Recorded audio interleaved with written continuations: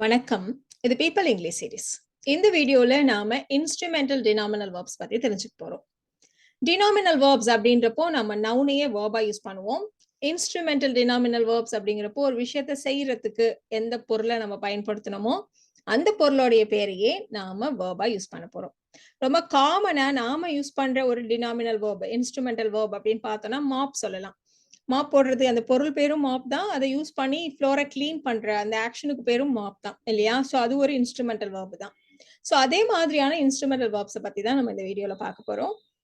First நம்ம பார்க்க போறது, அவள் தன்னுடைய ஸ்கூலுக்கு சைக்கிளில் சென்றாள் அப்படின்னு நம்ம சொல்ல போறோம். ஸோ ஒரு இடத்துல இருந்து இன்னொரு இடத்துக்கு போறதுக்கு சைக்கிளை யூஸ் பண்ணலாம்.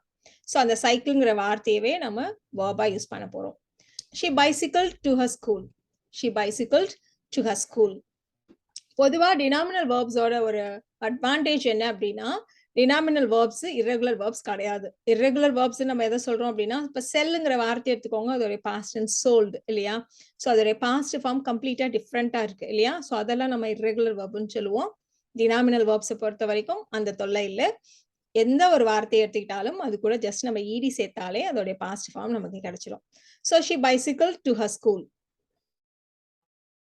இப்போ நம்ம சவுத்துல ஆணி அடிக்கிறதுக்கு சுத்தியலை யூஸ் பண்ணுவோம் இல்லையா? ஹேமரை யூஸ் பண்ணுவோம். ஸோ அந்த ஹேமருங்கிற வார்த்தையவே வெர்பா யூஸ் பண்ண போறோம். சவுத்துல ஆணியே அடிச்சான் அப்படின்னு சொல்றதுக்கு he hammered the nail on the wall. He hammered the nail on the wall.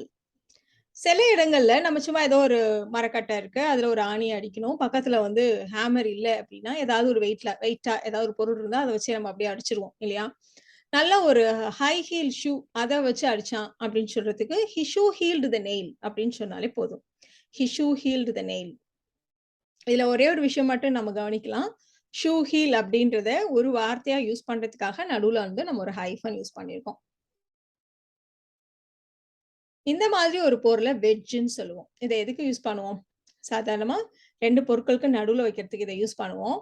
இப்போ டோர் ஏதாவது இருந்ததானா காத்துல அது வந்து போய் அடிக்காம இருக்கிறதுக்கு, பட்டு பட்டுன்னு அடிக்கும் இல்லையா?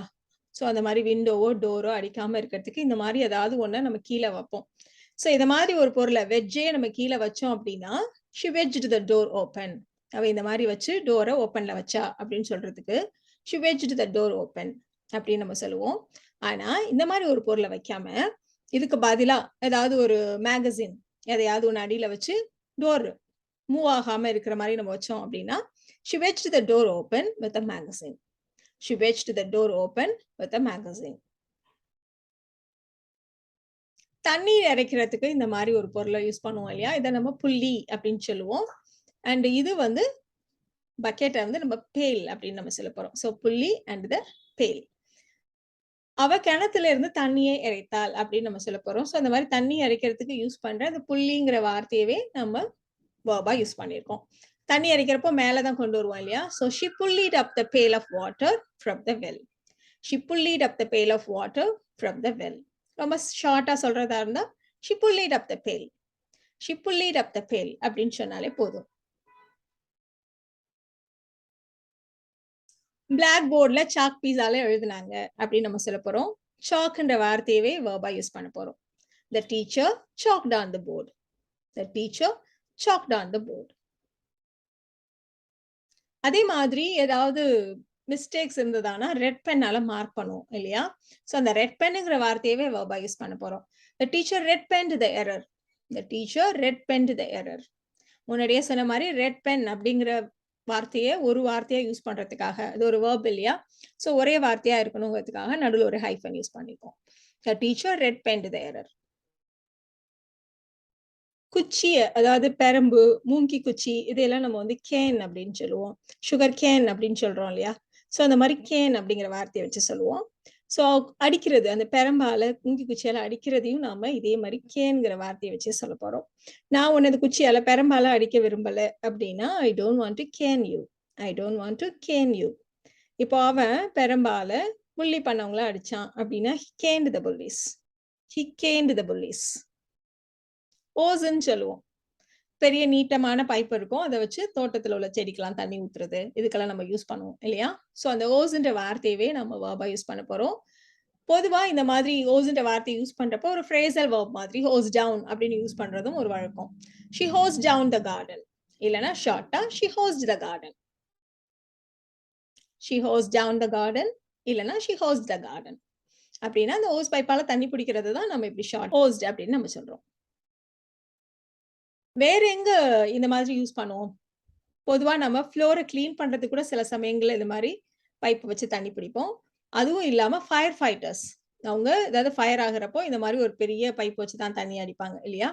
Fire fighters hosed the roof. Fire fighters hosed the roof. Lock key தொலைஞ்சு போயிடுச்சுன்றதுனால லாக்க ஹேர்பின்னால திறந்தான் அப்படின்னு சொல்ல போறோம்.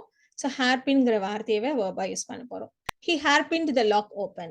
He hairpinned the lock open. Again நீங்க கவனிங்க, hairpinங்கிறத ஒரு வார்த்தையா போடுறதுக்காக நடுவில் ஒரு ஹைஃபன் யூஸ் பண்ணிருக்கோம். He hairpinned the lock open. இதை நாம ட்வீசர்னு சொல்லுவோம். இதை யூஸ் பண்ணி காலில் குத்தி இருந்த முல்லை எடுத்தான் அப்படின்னு நம்ம சொல்ல போறோம். ஸோ கால் அப்படிங்கிறப்போ அந்த அடி பாதத்தை நம்ம சோல் ஆஃப் ஹிஸ் ஃபுட் அப்படின்னு நம்ம சொல்லியிருக்கோம். Soul of the food. So he tweezered the splinter from the sole of his foot. He tweezered the splinter from the sole of his foot. இப்போ ஸ்பிளிண்டர் அப்படிங்கிறது ஸ்லாம்பு மாதிரி ரொம்ப மெல்லிசா ஏதாவது ஒண்ணு நம்ம முள்ளுன்னு நம்ம ஜென்ரலா சொல்லுவோம். ஸோ அந்த மாதிரியான ஒன்னதான் நம்ம ஸ்பிளிண்டர்னு சொல்றோம். He tweezered the splinter from the sole of his foot. ஆனா ஜென்ரலா நம்ம சேஃப்டி பின்னை கூட யூஸ் பண்ணுவோம் இல்லையா? சேஃப்டி பின்னை யூஸ் பண்ணி கூட நம்ம ஸ்பிளிண்டரே எடுப்போம். அப்போ நான் சேஃப்டி பின்னு சொல்லலாமா அப்படின்னா ஆமா நம்ம அப்படியும் சொல்லலாம். He safety pinned the splinter அப்படி கூட நம்ம சொல்லலாம். அந்த முள்ள சேஃப்டி பின்னை யூஸ் பண்ணி எடுத்தான் அப்படின்னு சொல்றதுக்கு he safety pinned the splinter அப்படின்னு சொல்லலாம். ஸோ இந்த வீடியோல நாம இன்ஸ்ட்ருமெண்டல் டினாமினல் வேர்ப்ஸ் பார்த்தோம். இந்த வீடியோ உங்களுக்கு யூஸ்ஃபுல்லா இருக்கும்னு நினைக்கிறேன். Thank you so much.